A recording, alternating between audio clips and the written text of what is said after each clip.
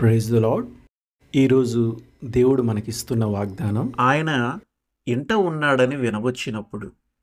Mark 2:1. సముద్రం అడుగున పోలిపులు calcium ధాతువులతో తమ కోసం బ్రహ్మాండమైన ప్రవాలాలను నిర్మించుకుంటాయి. ప్రవాలాలు అనేవి గవ్వల్లా విడివిడిగా ఉండకుండా మొత్తంగా కలిసిపోయి ఒక్కోసారి పెద్ద పెద్ద ద్వీపాలుగా సముద్రం మధ్య భాగంలో ఏర్పడుతుంటాయి.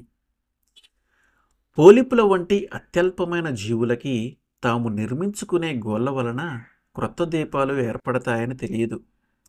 కానీ క్రమక్రమంగా దాని మీద జంతువులు నివసిస్తాయి, మొక్కలు పెరుగుతాయి.